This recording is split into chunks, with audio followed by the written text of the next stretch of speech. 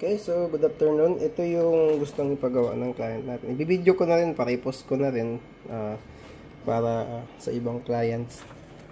So ito yung trip niya, GF Auto Select, tapos centralized daw. Naka anti-randomized map. Sakaling, let's say, sa isang MikroTik hex, ito, MikroTik hex niya, gusto niya maglagay ng 5 bendo machine na naka-auto select. So ang way niyan is gumamit tayo ng multi-bilan. So, ganito yung setup niya. So, may 5 ports yung hex. Port 1 is ISP. Port 2 ilalagay niya daw as admin. 3, 4, 5 is hotspot. Pero, dun sa may, dito kasi yung bahay nila. Ito yung main home niya, kumbaga. Dito yung hex niya, dito yung Starlink niya. Tapos dito, medyo bukid-bukid daw ito. So, ang gusto niya, dito sa may bahay nila, maglalagay siya ng isang bendo. Tapos, yung malapit sa bahay nila, maglalagay siya ng second bendo. Lagyan ng AP dito. Siyempre, yung bawat bendo, isipin na lang natin may AP yan. So, ito yung setup na ginawa ko. Ito, LAN cable lang, papunta dito. VLAN 44, ito yung bendo number 1. So, nag-start ako sa 44 para hindi ko maabutan yung mga ibang VLAN ID na ginagamit din ng iba. So, ito, gagamitin sa bahay niya. Tapos, maglalagay siya ng media converter papunta dito sa kabila, bilang kanto. Medyo malayo. Pero malapit, mas malapit-lapit sa bahay niya. Then, yung port number 5, idadaan natin sa media converter A, papunta sa media converter B, tapos may isang switch dito.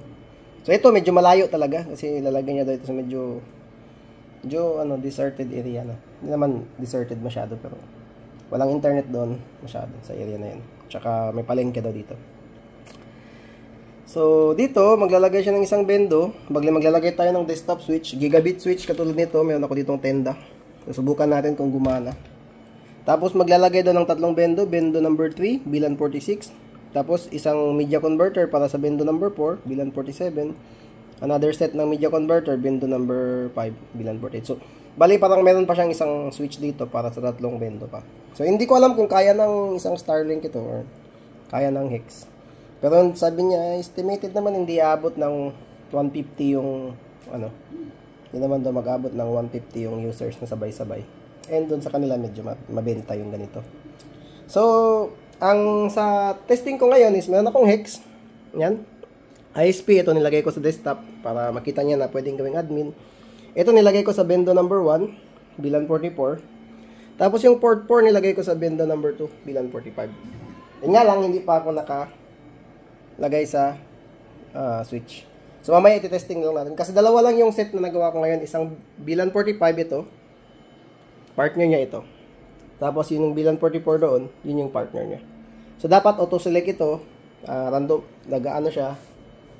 nag-work yung anti-randomized map niya. So mamaya i-testing na natin siya sa part 2 ng video. Gagawa ko ng isa pang video. Idadaan ko siya sa switch kung gagana pa rin ba yung mga VLAN setup. So yun, i-on natin, sample na natin dito. Actually na-testing na to kanina, video ko lang. So first, kakabit ako sa Piso Wi-Fi VLAN 45 5G. Okay. So ito. Oops. Hindi ko na click. Ayun, masok siya. Connected na ako, no. So dito ako kumonect ngayon VLAN 45. Okay? So kung connected ako diyan, okay, punta tayo sa Chrome. Itong cellphone na to, hindi ako sanay dito. May password pa talaga. So ilagay ko muna yung password.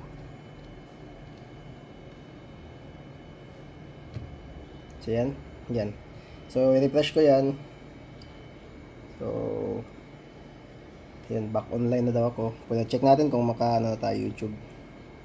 Kung mag-load na yung mga videos natin sa YouTube. Yan. Calisthenics. Yan. So, pag nag-insert coin ako dito ako connected sa VLAN 45, diba? Dapat dito yung iilaw. So, pag i-refresh ko muna, ha? Tapos, pagka-press mo ng insert coin, dito siya mag-live. Diba? Kaya natin lagyan ng coins dito, 5 pesos. Yan, lumabas siya 5. Then paying natin. Then syempre ma-extend na yan siya. Yan, naging 2 hours. So, yun. Kaka-internet tayo dito sa VLAN 45. So, ito yung, kumbaga, ito dito yan siya dito. So, dinaan sa, wala tayong media converter, pero ang media converter parang LAN cable lang naman yun na mahaba. Dinadaan natin sa fiber para, off ko na yung wifi. Dinadaan natin sa fiber para maging mahaba, malayo yung range niya. So, on ko yung wifi, let's say, lakad-lakad ka, napunta ka sa doon sa VLAN 44. So, connect tayo sa VLAN 44 5G. By the way, ito yung gamit ko, no? This is AX1800. Naka-open WRT, tapos, ano yan siya, yan, VLAN 44 5G tayo. Connected na rin tayo. That is, lumipat tayo doon. Ito yung VLAN 44 na AX1800. So, config natin dito. Dito yan connected yung port number 3 sa may 1 niya, WAN. Tapos, lahat yan, VLAN 44 na. Ganon din dito. Okay, yung 1 niya, dito connected yan, oh. Sa 1, tapos ito lahat VLAN 45. So, kung maglalagay ka dito ng additional AP, pwede lang. Pwede mo rin ilagay yung bendo katulad ng ginawa natin. Ginaan natin yung bendo sa VLAN 45. Itong isang bendo naman, sa VLAN 44. So, meron tayong VLAN 46, 47, 48. Kahit hanggang ilang limit yan, pwede, basta kaya ng internet nyo, tsaka kaya ng MikroTik. So, yun. So, nung lumipat tayo sa, ito sa isa, nakita niya yung time niya, na-retain natin. Pero pag mag-insert coin tayo dito ngayon, hindi na dito mag-blink, dun na. Automatic na siya nagpili. So, yung katawag nilang auto-select. Hulog tayo ng piso, ha. Oops, nahulog ka. Maaari ka nang maghulog ng barya. So, yan. So, naging 2 hours and 17 minutes. So, ganun lang kasimple. So, kung sakali, sa part 2 ng video natin, or kahit ngayon na siguro, no? So, what if daw, ito, idadaan ko muna siya sa switch. Kasi dito yun, di ba? Yung papunta dito. Sa another, so, isahin ko na lang yung video. So, ganito ang gawin ko kasi dalawa lang yung bindo na nagawa ko pa. So, instead na dito, okay, kukuha ko ngayon ng LAN cable, ikakabit ko yung switch. Okay. Kabit ko yung MikroTik port 5 dyan sa switch. Kasi naka-hotspot man itong port 5. Tapos yung desktop switch, switch lang naman yan. Okay. So, itong kinaganda sa VLAN, hindi mo na kailangan i-set up. Basta pare-pareho lang yung, naka-bridge lang yung port. Tatakbo lang naman siya sa VLAN. So, ilalagay ko siya dito sa my desktop switch. Bukan natin, no? Yan. So, ang ibig sabihin kasi nito, once nilagay mo yan dito, itong port number 5, bali itong lahat ng port na to, magiging hotspot bridge na rin ito. Diba? Diba? Ang nilagay ko doon, yung hotspot ko is number port 3, port 4, port 5. Pero since nilagay ko yun sa switch, lahat ito hotspot port na. Itong lahat na to hotspot port. So, kahit, let's say, yung VLAN 44, ilipat ko dyan. Tanggalin ko siya dito, ah. So, kahit hindi ko na siya idadirect sa MikroTik hotspot port, idadaan ko siya sa port na to. Which is also hotspot port. Bali, parang na-multiply niya lang. Okay. Tapos, syempre, i-reset natin ito. Kasi, diba? Reset muna natin, off natin, tapos i-on. Yan, off natin, tapos i-on. Kasi kailangan natin gawin yan kasi naka-setting siya ka doon directly sa MikroTik. This time, dadaan siya dito. Tapos antayin natin. So, gagana pa rin ba siya na parang connected lang ito dito. Kasi ang gusto niyang gawin, ganito, i-media converter niya, tapos dadaan niya another media converter sa switch, which is ito. Tapos dito niya ilalagay yung mga additional na bendo, ganito din. Isang VLAN router, isang bendo. So, tatlong dito. Lalagay niya dyan. So, ngayon, ang gagawin ko is nilipat ko lang. Okay? From MikroTik, pareho lang ba kung idadaan natin, kung yung kanina, diba, diretso MikroTik yun. Pareho lang ba kapag ito, nilipat ko dito, baga, dito ko siya sa switch nilagay. Which is this one. Hindi ko na siya nilagay sa MikroTik directly, dinaan ko siya sa switch. So, ito, isipin mo ito, naka-MediaCon ito. Yan, MediaCon papunta dito sa switch. Anyways, yung MediaCon parang LAN cable din yun, bro. Yun nga, pinahaba lang natin. So, ngayon, i-on ko itong Wi-Fi. Nilagay ko muna yung password itong cellphone. Yung password pala ito. Oops. Mali pa yung password ko. Hindi lang. Nilagay ko muna yung password. Yan. So, yun. Kukunik ako ulit sa VLAN 44. Which is yun, di ba? Nilipat natin sa ano. So, pareho bang ba? Gagana ba siya? The same thing. So, ito, VLAN 44. So, 5G at saka 2G, pareho lang yan. So, 5G kasi ako kumukonect, mabilis kasi. So, sign in. Yan. So, nakita nyo, andun pa rin, connected pa rin siya. And, yun, tumuloy lang. Kahit na diretso nilagay mo siya sa switch at hindi directly sa MikroTik, oh. Pansin mo, diretso na siya sa switch. So, pag i-press ko ang insert coin, pareho lang din. Walang nagbago talaga. Basta maganda yung latag nyo ng fiber,